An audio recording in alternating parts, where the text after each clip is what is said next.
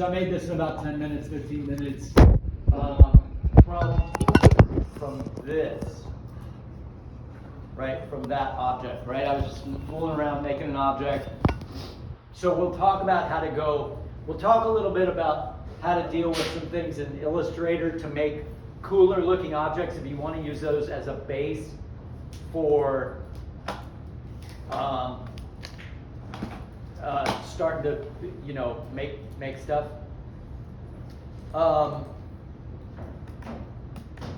But first, before we do that, let's just look at a few animated logos to give you the idea of just what they kind of look like, right?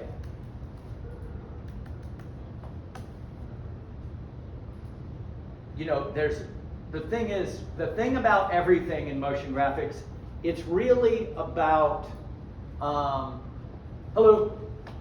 it's really about a bunch of simple things happening kind of simultaneously that make it look more complicated than it really is, right? And oh,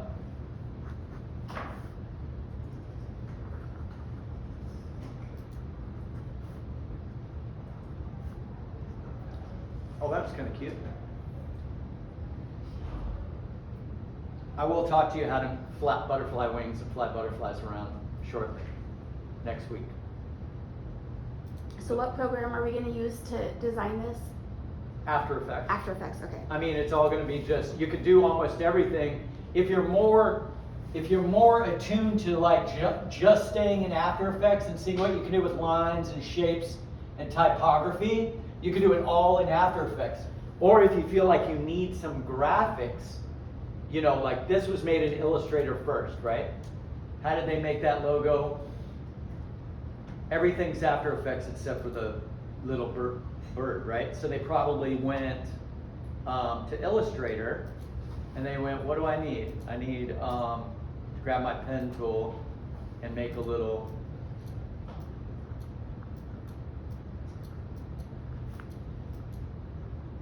my bird's gonna look wanky, right? And make a little bird shape, right?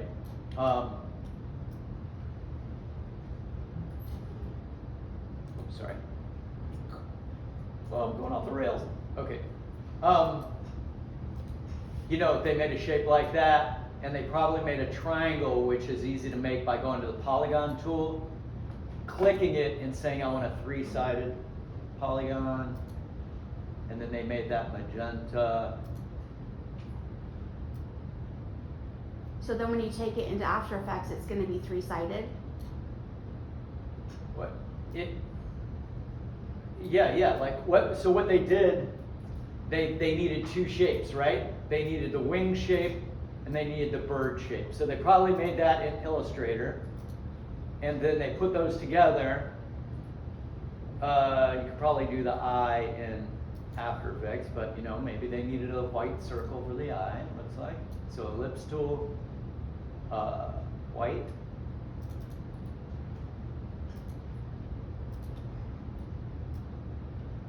You know, and you could probably save this stuff as on separate files and just save it as elements that you're going to bring to life. So you might copy and paste those onto new files. Or you could probably like group some of these things, like the eye and the bird. You could select those and say Command G to group. And then that's just one grouped object that you save. And then this one you save elsewhere on another project, on another Illustrator file, copy and paste it to another one. And then you've got the elements you need, and once those elements are in there, you can sort of make them look happier and fly them around. Just using this as an example for a second, if I wanted to bend those wings, let me just, I don't want to spend time showing you guys new stuff because it's driving you crazy. But let me copy, I guess what I would do is copy that, say File New. I don't even care what size it is. Paste, Command V to paste. So probably what I would do is just have this and I would go File, save that as a wing onto the desktop. Mine's going to be really bad looking compared to theirs because they spent probably 10 minutes longer than I did making it. But, and then this would be called bird, file, save as. I'm just saving it as an Illustrator file. Right, so anything I make in Photoshop or Illustrator, and we'll talk more about Illustrator in a few moments, and then you guys will get started today. But just to put this together, now I have bird and wing. Now I can go to After Effects. The way you get any assets in,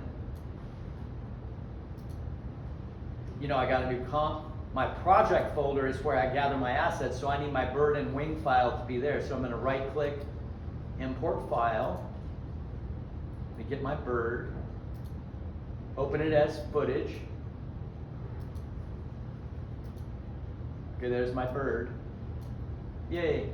And now I need a wing. So right click, import file, wing.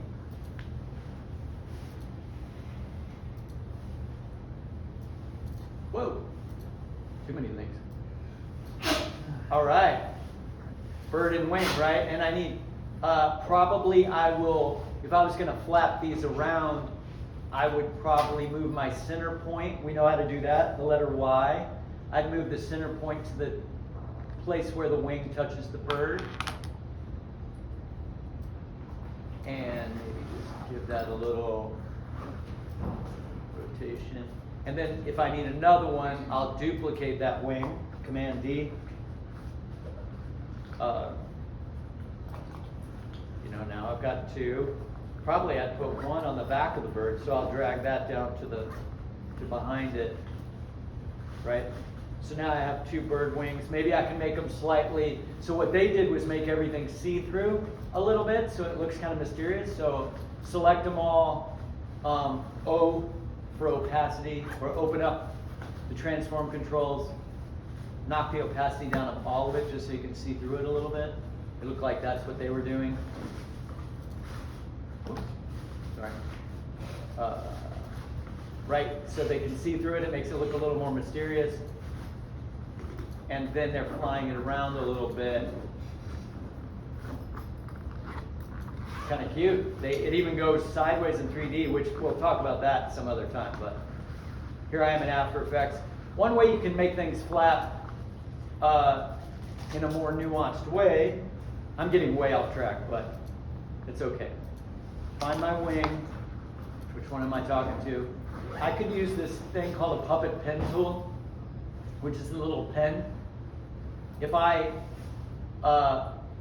put that on that wing, it covers that wing with a 3D mesh.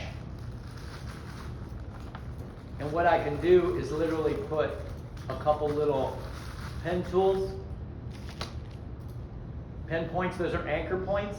And now when I move forward in time, I can literally just like flap that shape. So easy, and it's automatically animated. Oh, that's so cool. Yeah, yeah. So that's called the puppet pen tool. And you move those points around, move forward in time. Mine's going to be doing it all in slow motion because I'm being careless, but. Is it pin or pen? P-E-N or P-I-N? P-I-N. See that thing that looks like a pen? It's called a puppet pen tool. And so that's what they did for the wings. They probably did some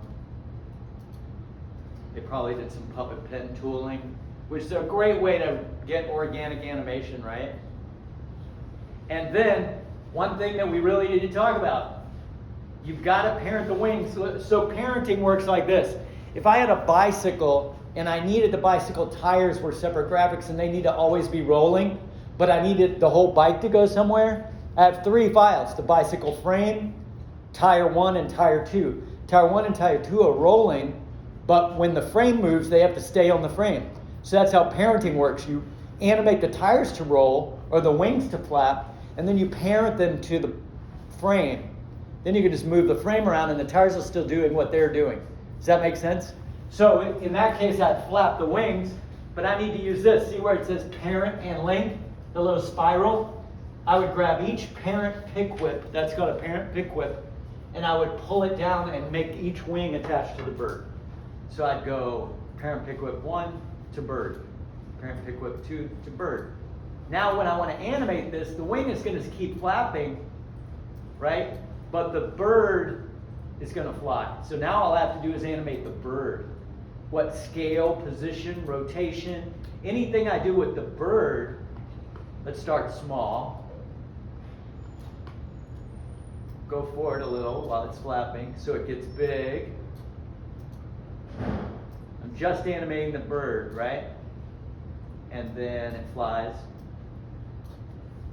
And then gets a little smaller again, turns around, whatever it's going to do. And the wings keep doing what they're doing, but they'll stay with the bird. Does that make sense? Easy as pie.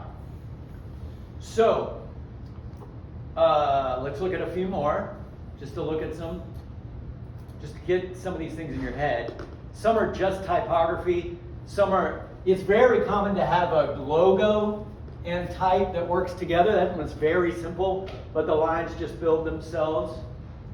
Now, again, lines like these.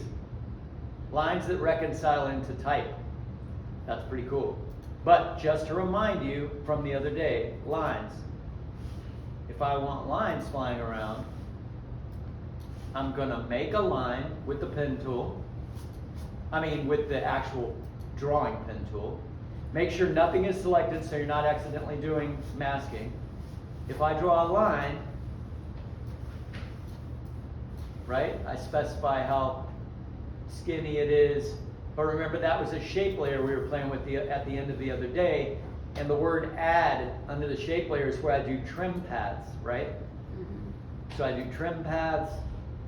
I open up my trim paths, and then I decide how it's going to grow. Remember that? So I can go keyframe the end, move forward in time, and then make that grow.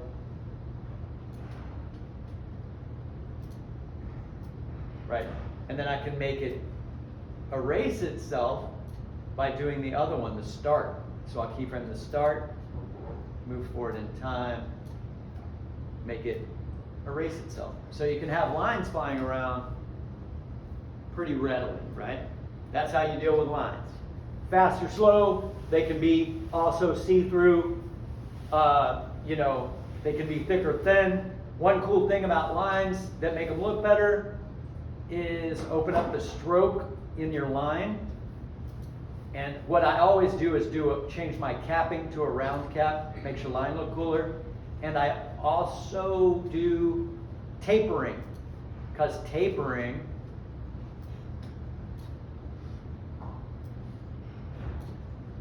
in the right direction can make your line look cooler when it's flying around. Assuming you want a tapered line. Right? My timing on this composition is crap, right? But this is basically just how to make stuff, right? Same thing with shapes. If you're doing shapes,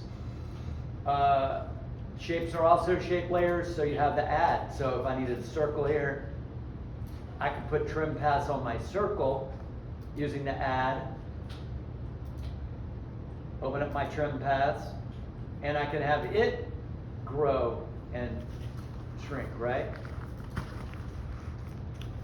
So let's say, the trick to making good logos is timing each of these simple things. So like the bird, when the bird lands right here, that's when I'm going to do the circle, right? So I'd go time it out. Okay, this happens. Right when this happens, this is when I'm going to keyframe the circle to grow. Like a little magic nest or whatever, right? And so the trick to motion graphics is doing it all in time, right? Making sure it only happens when you want it to happen. Does that make sense? And then making everything look cool with glows and stuff, right? Like glows and blurs and glitches. We'll talk about glitches and stuff later, but I want you to just get used to, playing around.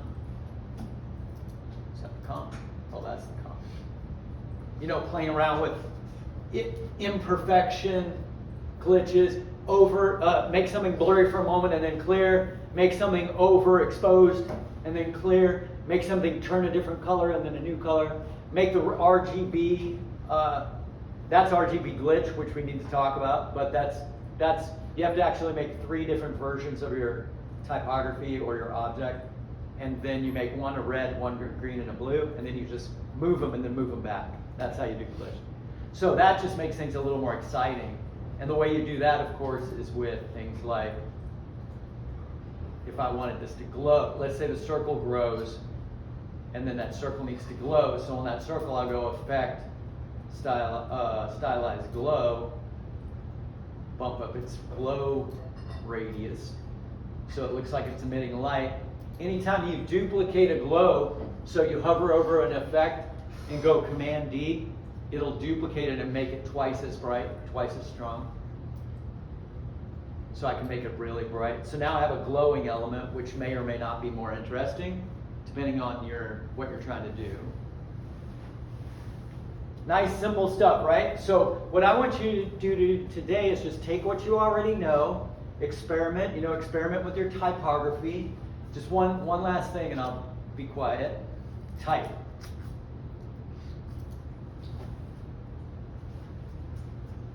Right? We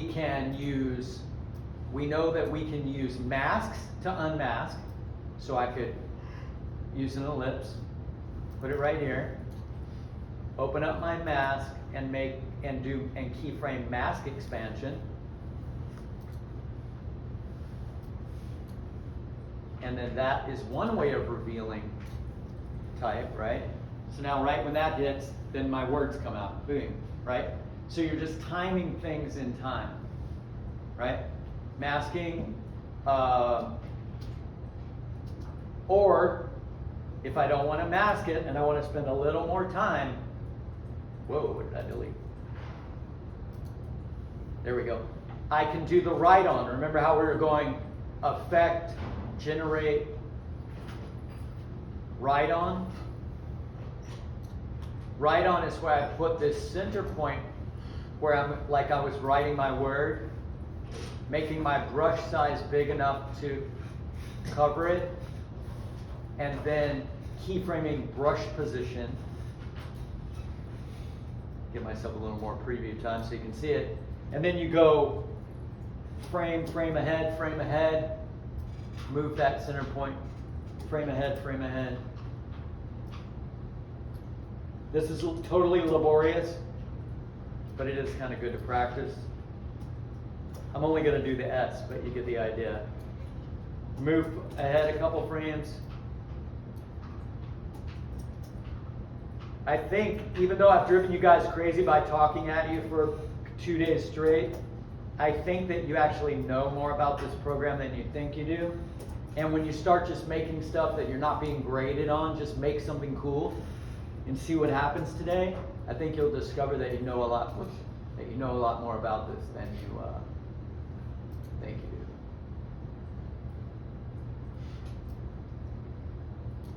Cool. So then, after you do this, of course, this is all in time.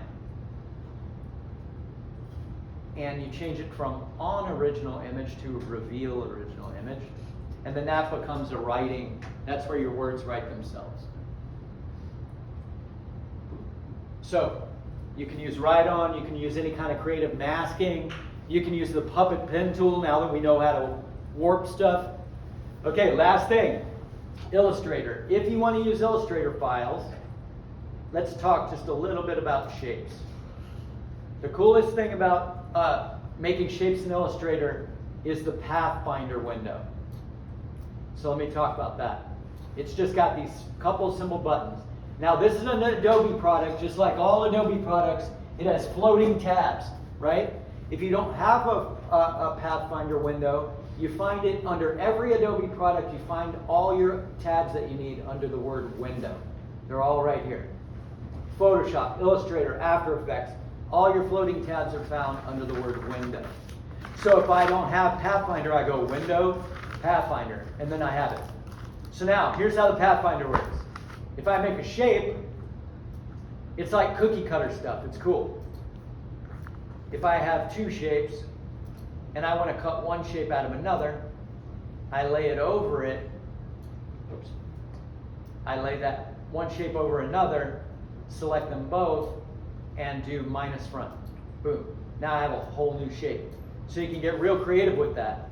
You know, if I have a star and I want it to be attached to something, I can put two things together, select them both, and hit unite. And now they're one shape. So I can blob shapes together, or I can cut shapes out of each other using the Pathfinder tool. So I'll take a green star, put it right here, select them both, say minus front. Boom, now I have a new shape. So for logo design, it's a really cool way to really quickly combine shapes or cookie cutter out new shapes. And that can be some kind of logo shape that you then go and use, right? And then I would save that to my desktop. Let's say this is my logo. File, save as. Save it as an Illustrator file. I'll call it blah, blah, blah. Now in After Effects, you know, I could put that in there, go to my project panel, right click, import file, bring that, what was it? Did I save it as, did I save it somewhere wrong? Whoops, 1 second. I believe I saved it to some random place. Oh, I didn't save it yet. There we go. Now I can go to my project folder, import file, find blah, blah, blah, open it as footage, drag it into my composition, and then you can do all kinds of cool things to make it look cooler. Blurs and glows and puppet tool warps and masking and all that stuff you guys know how to do, including just moving it around, transparency, all the normal transform things, right? It can magically appear, right? We know all this stuff. We can change its color. What I want to show you is one thing to make it look a little more 3D, which is effect perspective bevel alpha. Every flat thing looks cooler if you do a little bevel alpha on it. Do a bevel alpha, turn your light in the right place, and then make the light brighter.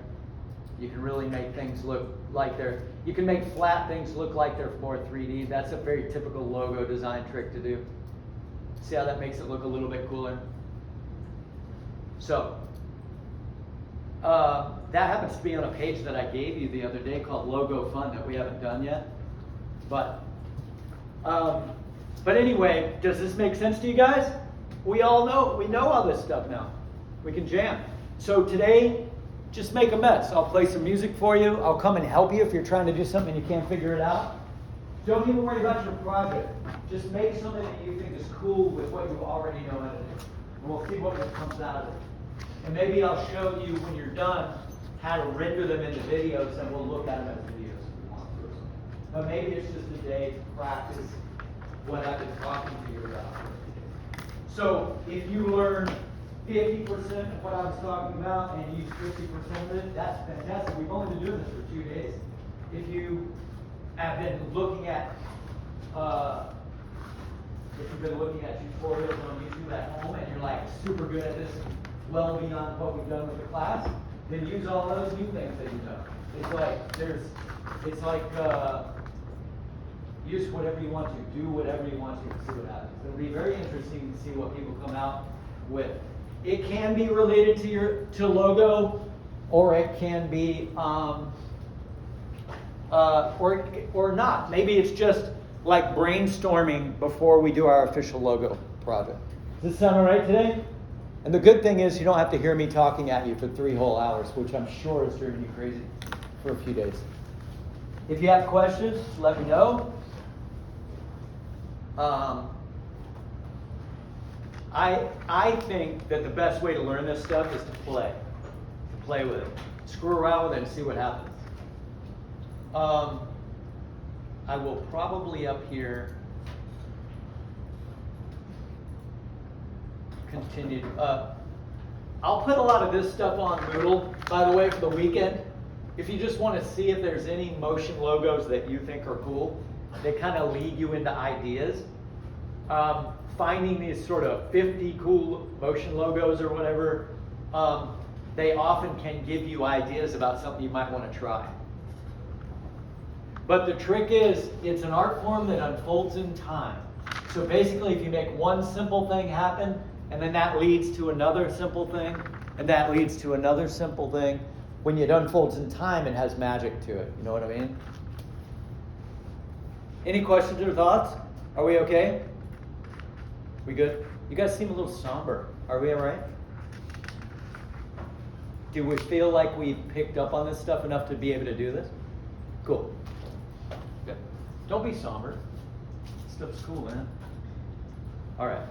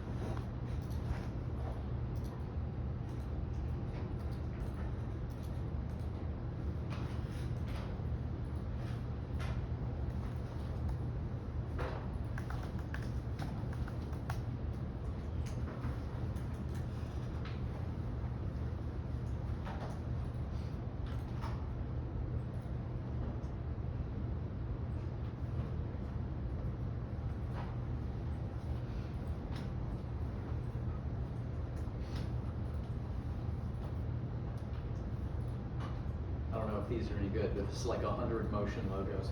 Probably some of them are good. They seem kind of corporate. I'm trying to find some that are a little more groovy.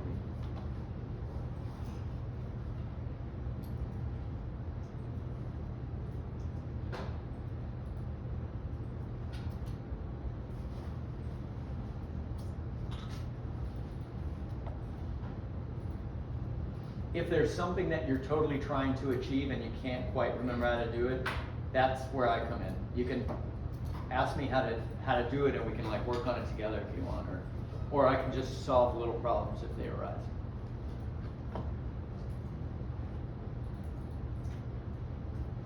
Oh, IKEA is a great logo. Let's see. I like this one. Let's see. Boing, boing, boing. It changes color. Yeah, that's really fun. Making a ball bounce and then it just reveals the type. Don't forget your squash and stretch. Don't forget your easing, right? A lot of it is, things can be real simple, but they can be very elegant if the timing is right.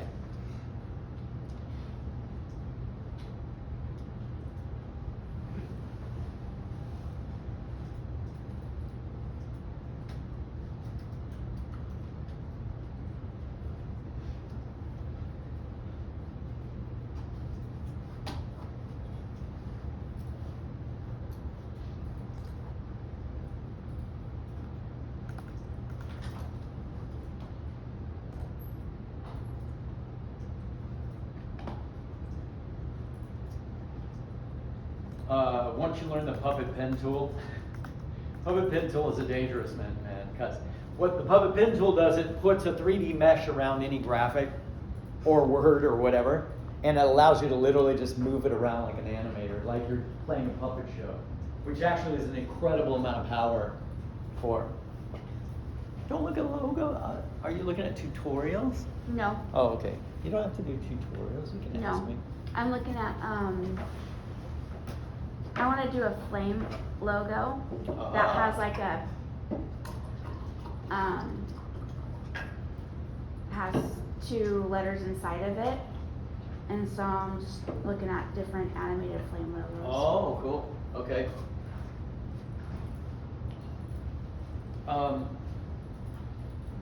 We haven't started dealing with video yet, but I've got a lot of little snippets of video. That makes me think, I've got like 100 fire videos. A little fire, they're made for compositing, Mm-hmm. But we haven't quite got there yet. So might be fun for you to make a puppet pin fire or something, right? Mm-hmm. Something like of multiple layers where each color like does. Exactly, that's what I was thinking. Yeah, that'd be real But cool. I was like thinking, well, how am I going to get the letters inside? Maybe I don't do letters inside right now. And that's great. No, you can totally do that. So that's where you might want to go to Illustrator and literally just draw one fire shape. Like find an orange, and you can change its color, but you only really need one shape to make a cool fire. Mm-hmm. So maybe you'd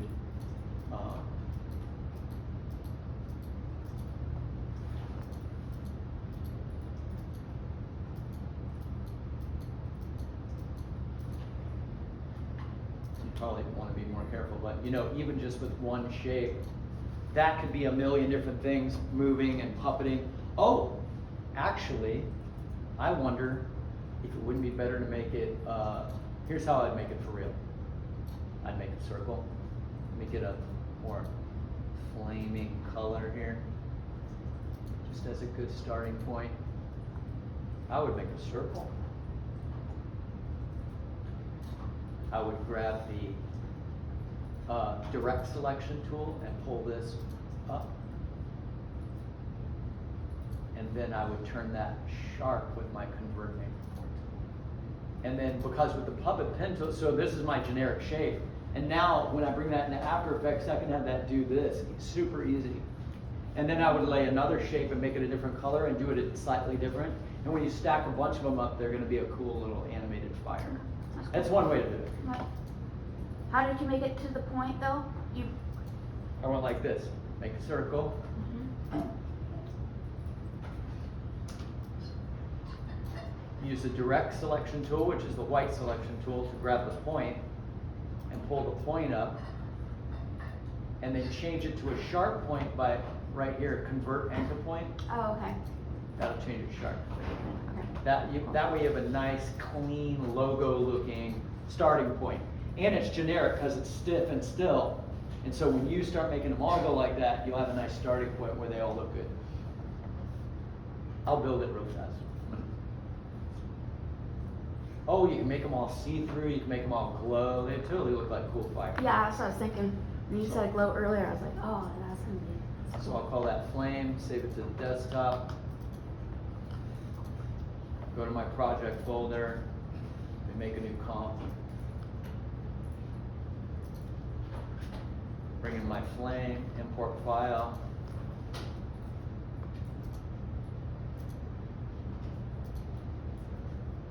There we go. So now I have one, and I'll worry about making them all see-through and glowy after I get them moving. But maybe it's the best way to do that. I think puppet pen tool might work. So I'll make a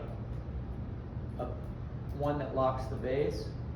See how it puts a 3D mesh around the whole thing? Yeah. And then I'll just give it like a spine. So click, click. I don't need much.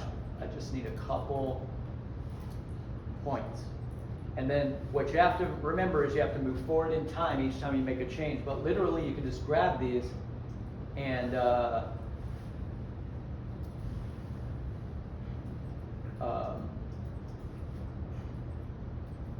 let me start out from generic. So here's this. I'll move forward a few frames. 1, 2, 3. Make a change for these. 1, 2, 3.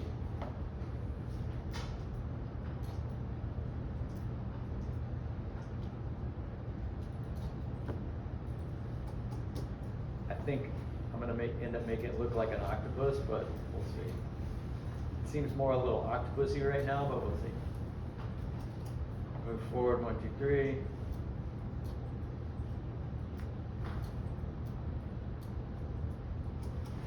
Puppet pen tool's so weird and fun.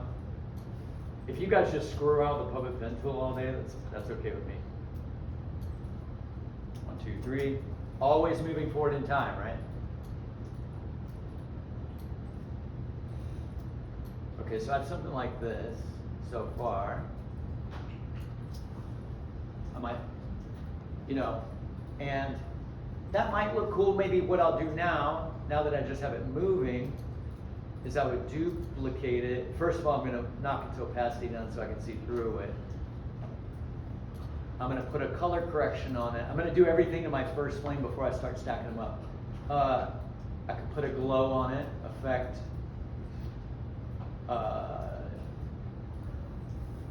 stylized glow.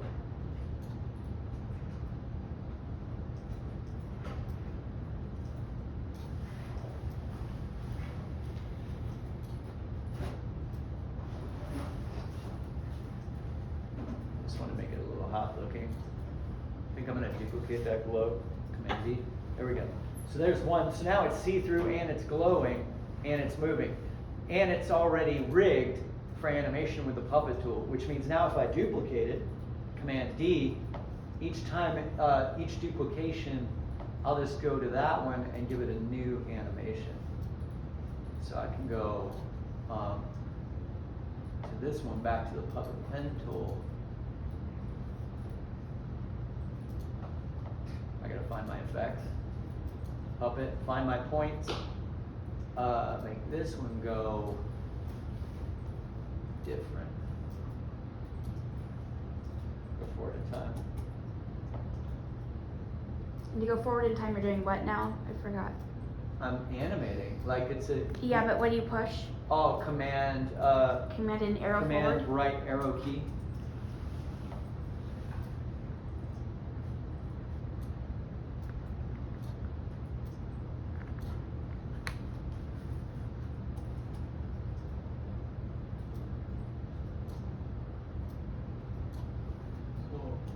I imagine if you're trying to make like a realistic fire, it's really nice to have like a reference, like Oh, yeah. frame by frame.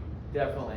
I think I'm just trying to show that you can, you can kind of get these things. I think what I'd do with the second one is put color on it too, effect, color correction, hue and saturation. Hue saturation is what.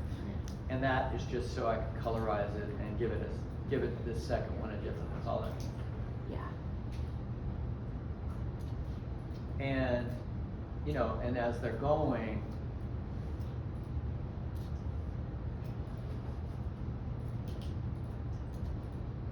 and then I think I'll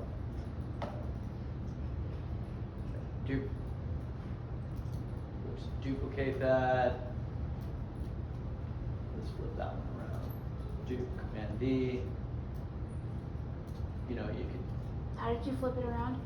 I just hit Command D and then just playing around with the graphic itself. Oh, okay. So that's pretty ugly looking, but it gives you an idea of ways that you can start to craft that. Yeah, okay, cool. I'm gonna play around with that. Thank you. Is there no way to make like the glow that much with just one? Like you? There is, so but you do two, like. yeah, oftentimes what I'll do is just duplicate the glow real fast, just make it. But what they're doing is because I have a glow on one, every time I duplicate it and it sits on top of the other one, the glow compounds. And so it gets hotter and hotter and hotter with every layer. Does that make sense?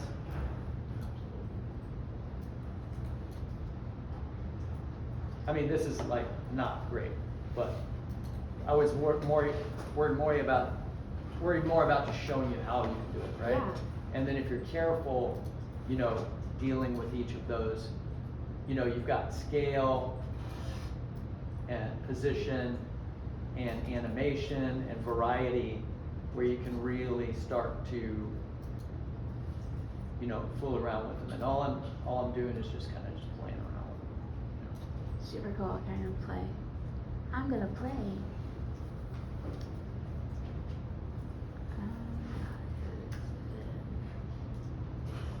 So you started in Illustrator. It's good practice to just start making simple shapes in Illustrator and see what you can do with them, maybe. Getting used to bringing things in from outside. That is not a good fire, I have to admit. Oh, I didn't blur it or anything. So I could, when I'm done, I can go layer new adjustment layer, put a blur on there, on the adjustment layer, and it'll blur everything. So Gaussian blur maybe just for a little. Take away some of the sharpness. You know, it depends on where you're Oh, trying. yeah, yeah.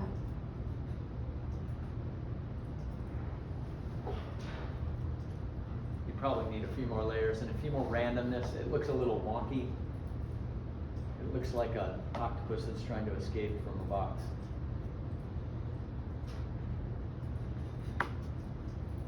But at least it gives you an idea of how it can be made. It's not the only way to make it, of course. But it's kind of funny because that's how I was kind of thinking of making it. Yeah, it's great. Something like that, It's so. good. Good. Here's my big retro flashy one. What does Simbi mean? It's just I don't know, it just has a lot of good letters. I use it all the time. It's actually a Simbi is when fishermen go out in Haiti, there are like spirits of the ocean that they appease, so they'll catch good fish. Oh, And those okay. are called Simbis.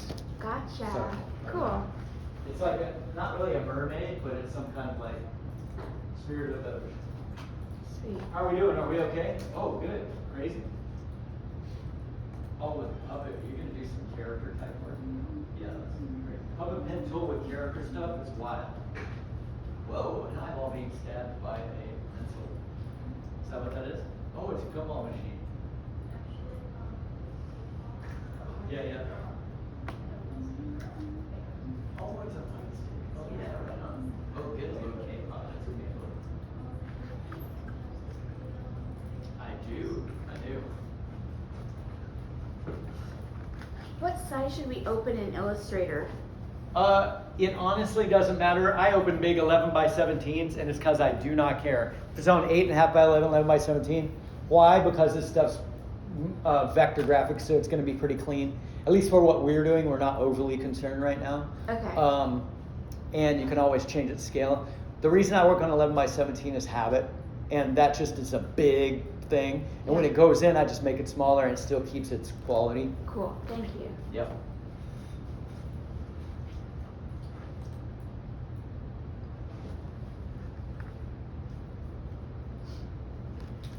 It's very, very fun to make simple characters and then puppet pen tool them to tell stories. I mean, then you're getting into some, you're using After Effects for some really interesting, like After Effects is funky.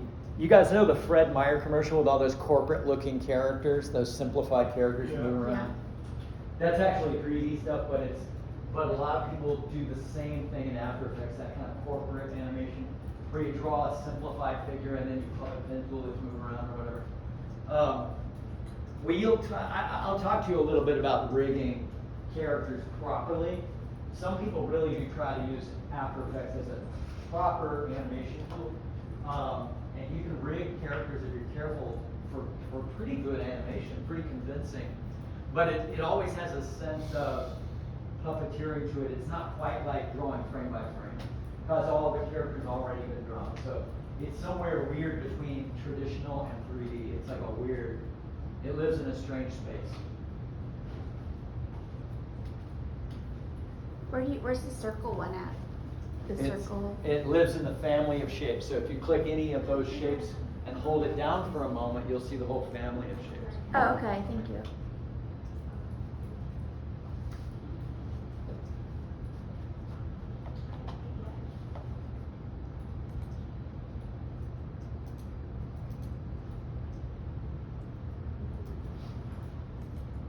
Don't feel like you've got to do anything related to logos, right? We're not going to really start the logo thing till Wednesday. So today you can make absolutely anything you want. If you're working towards your logo, that's great, because then you have an extra day where you can get help and build your logo.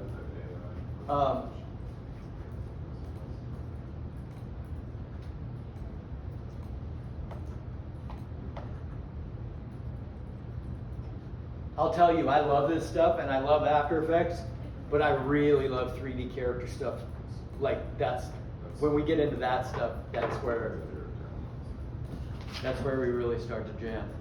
Oh, I'm so glad I remembered this. So I wanted to tell you guys, we're starting up the animation club again with the college. The animation club's going to meet on Fridays here in the open lab. Obviously, you don't have to come to every meeting or anything, but the college is going to give us money for the club for like snacks, and a bunch of like-minded animators are starting up the club. It's a student thing, not really a me thing. But they're going to use this lab, and the money they give us we can also use to invite animators to come and talk to the club, stuff like that. So if anybody's interested in being on the communications list or being part of the animation club, can you put your name and email address down on this? Fenn, if you know Fenn, is going to be the head of the club to start with. He's like putting it all together. So Fenn will send out info to you if you're interested at all. Put your name and your favorite email address here, and you can be part of the animation club if you want to. And you can participate as much as you want and hang out with a bunch of animators on Friday. That happens to correspond to our open lab hours, which is 10 to 4 on Fridays. I'm not here, but the lab is open, so you can come in here and work anytime from 10 to 4. That's really neat. Nice size.